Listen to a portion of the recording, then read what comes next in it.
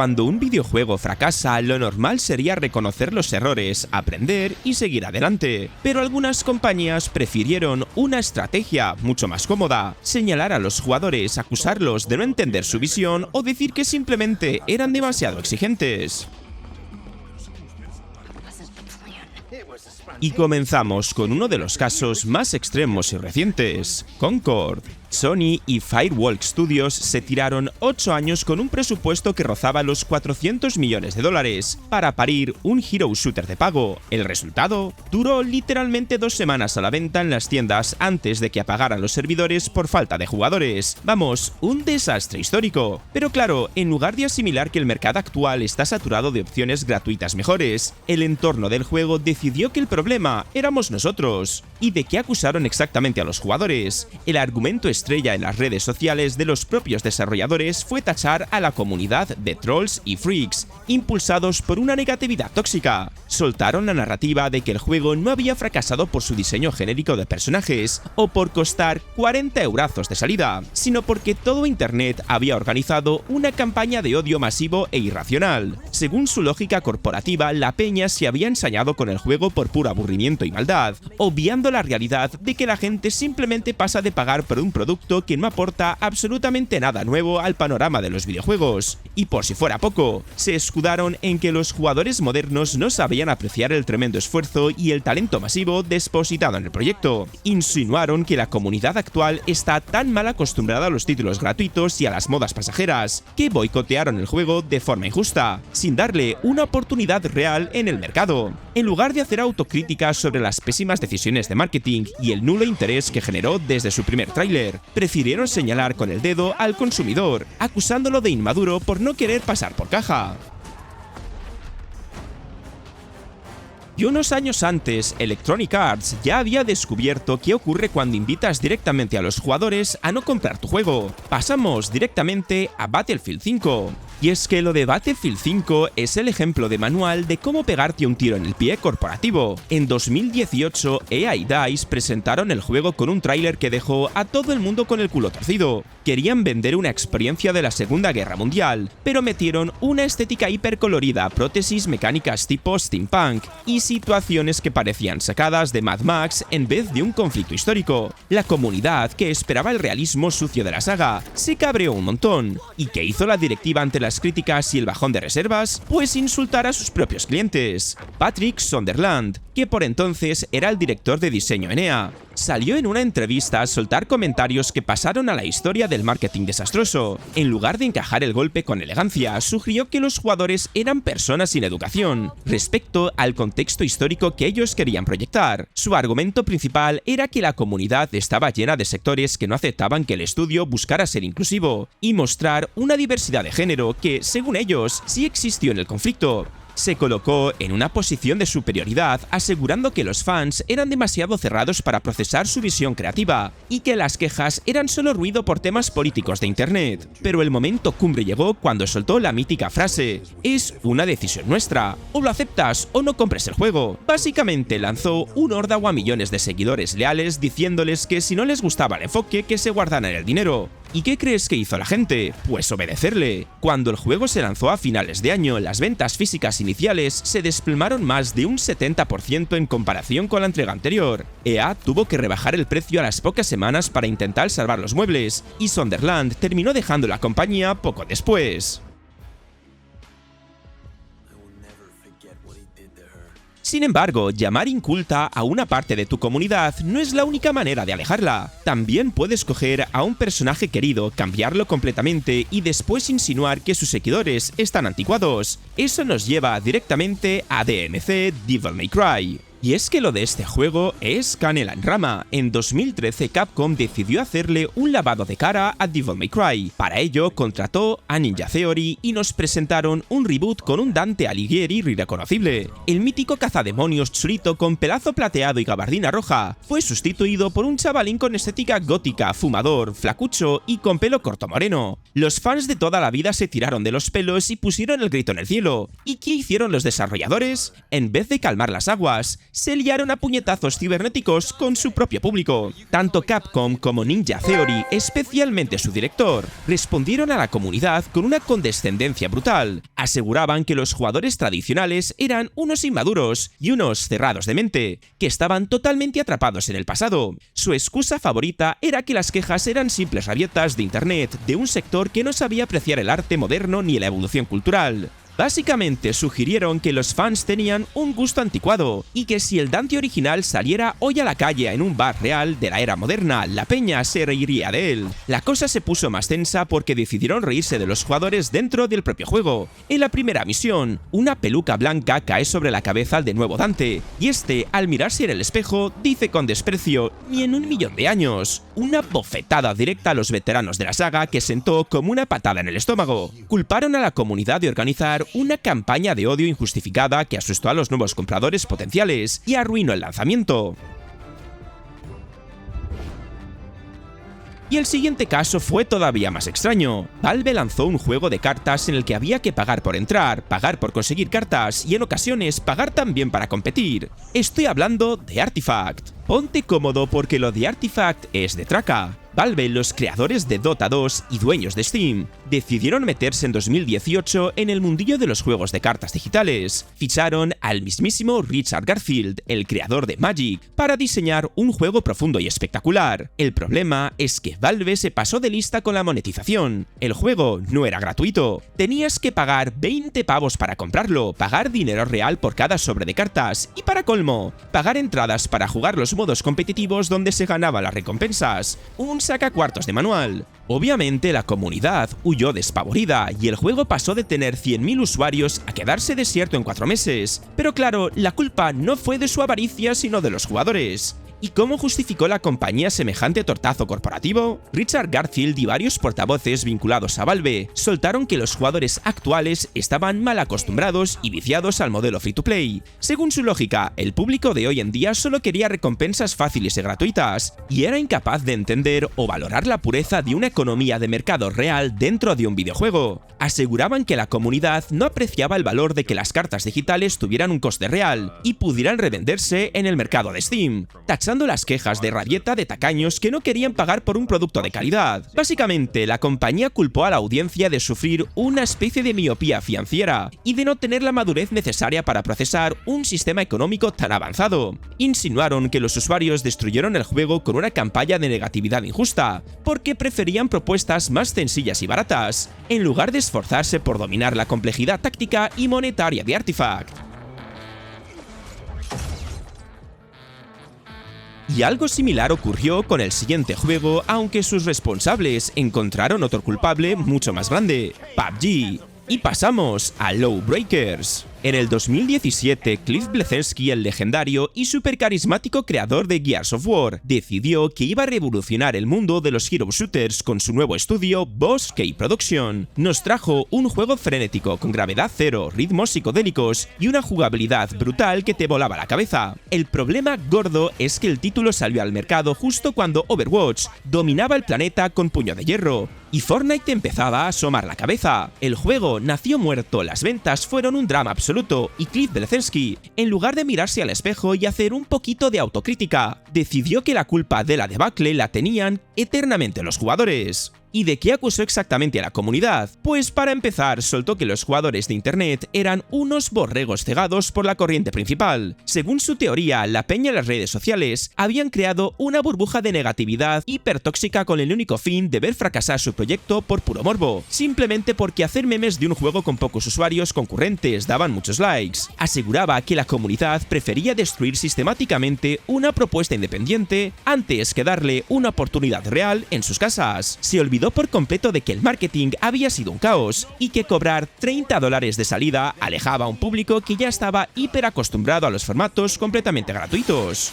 La cosa se puso todavía más intensa cuando Cliff sugirió que los jugadores actuales ya no tenían la habilidad ni las manos necesarias para disfrutar de una obra tan compleja. Afirmaba con superioridad que el público moderno se había vuelto demasiado blando y prefería juegos masticados y accesibles, en lugar de sudar la camiseta para dominar la exigente curva de aprendizaje que ofrecía su criatura.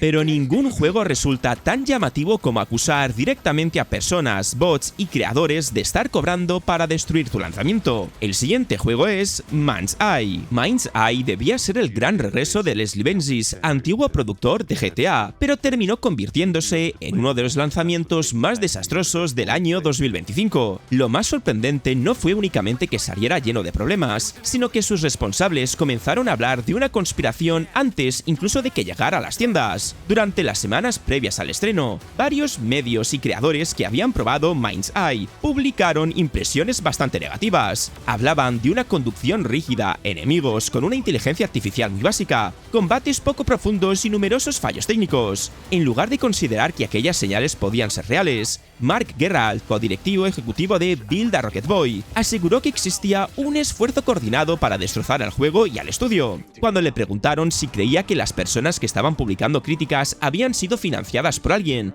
respondió 100%.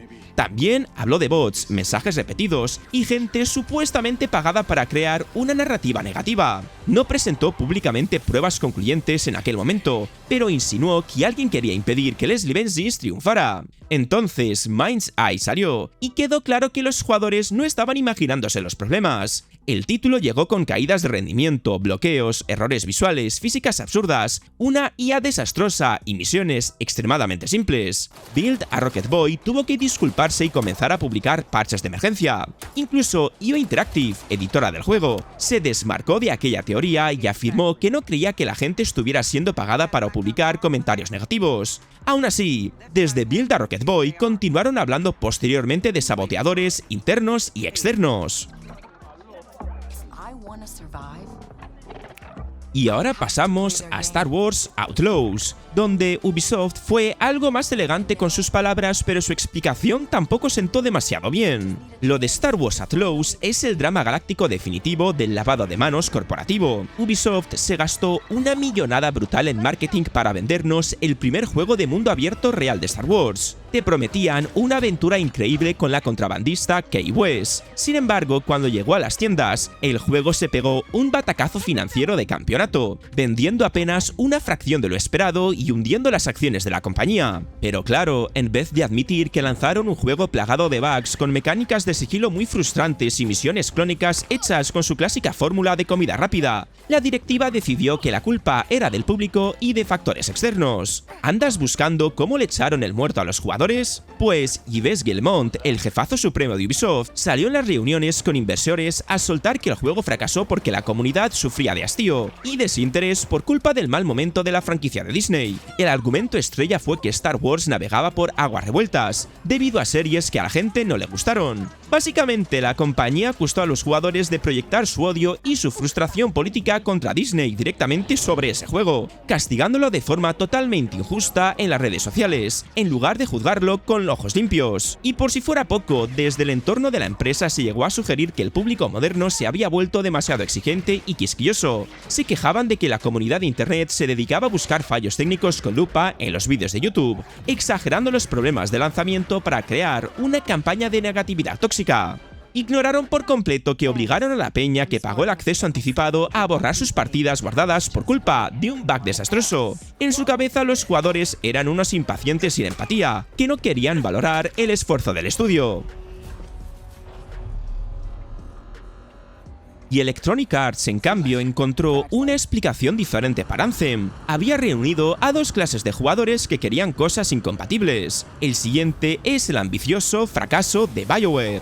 Lo de Anthem en 2019 fue el colapso absoluto de un auténtico titán. BioWare, los genios detrás de obras maestras inolvidables como Mass Effect y Dragon Age, se aliaron con EA para lanzar un juego como servicio que prometía revolucionar el mercado con armaduras voladoras alucinantes y combates brutales en un mundo alienígena cambiante. El problema gordo es que el título salió a la venta completamente roto, sin apenas contenido final para el endgame, con pantallas de carga infinitas que daban ganas de llorar y un bucle de juego monótono que aburría hasta las ovejas. Cuando un periodista destapó que el desarrollo interno había había sido un auténtico caos de explotación laboral y malas decisiones directivas. Los de arriba, en vez de entonar el mea culpa, cargaron la escopeta con rabia contra la prensa y los jugadores. ¿Y cómo le echaron el muerto al público? En un comunicado oficial corporativo emitido a la velocidad de la luz, BioWare acusó a la comunidad de orquestar una campaña de odio destructivo y despiadado con el único objetivo egoísta de derribar al estudio y manchar su glorioso nombre. La directiva soltó la narrativa de que los jugadores se habían subido a un tren de toxicidad gratuita en Internet, disfrutando con malicia del sufrimiento de los desarrolladores en lugar de apoyar el proyecto con paciencia cristiana.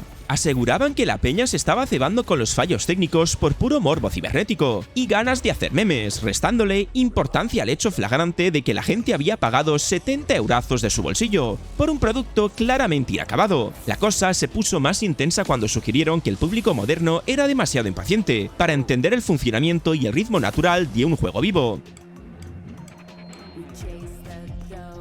Y con Dustborn, la conversación ya no giró alrededor del contenido o las mecánicas, sino alrededor de una auténtica guerra ideológica en Internet. En 2024, Red Thread Games y Quantic Dream lanzaron esta aventura narrativa sobre un grupo de rebeldes que recorren unos Estados Unidos distópicos usando el poder de las palabras como arma. El juego venía cargado de una agenda política muy evidente, con un tono marcadamente activista y progresista. ¿El resultado? Un choque frontal contra la realidad comercial. El juego apenas logró superar los 80 jugadores simultáneos en Steam durante su estreno, convirtiéndose en un fracaso colosal. Pero claro, en lugar de aceptar que hicieron un juego hipernicho que no interesaba al público general, los creadores culparon por completo a la comunidad. ¿Y de qué acusaron exactamente a los jugadores? El CEO del estudio, Ragnar Törnqvist, y los canales oficiales salieron a la palestra afirmando que la debacle se unía a una ola masiva de odio y abuso, completamente coordinada en Internet. El argumento estrella fue que los jugadores eran unos troles maliciosos y acosadores profesionales que habían organizado campañas de desinformación y conspiraciones con el único objetivo de hundir a un pequeño estudio independiente. Básicamente soltaron la narrativa de que el público sufría de una intolerancia brutal y que rechazaban el juego por puros prejuicios ideológicos hacia la diversidad del elenco.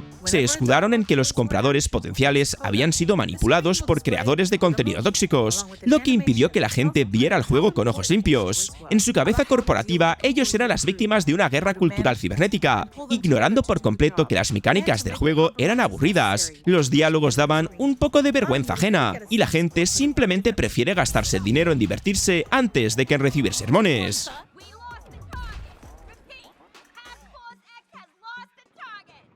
Y cerramos con un caso algo diferente, una compañía que no culpó abiertamente a los jugadores, pero decidió ignorar todas sus advertencias hasta que ya era demasiado tarde. Terminamos el vídeo con el Escuadrón Suicida matar a la Liga de la Justicia. Rocksteady, los mismísimos dioses que nos regalaron la saga de Batman Arkham, se pasaron casi una década cocinando este proyecto. ¿El resultado? Un juego como servicio con colorinchis, pases de batalla y tiros genéricos que costó una millonada y provocó pérdidas de $200 millones a Warner Bros. Pero claro, en lugar de asumir que la idea de meterle micropagos a traición a una comunidad que ama las experiencias de un solo jugador era un error, la culpa terminó siendo de los jugadores. ¿Y cómo justificaron semejante hostia comercial?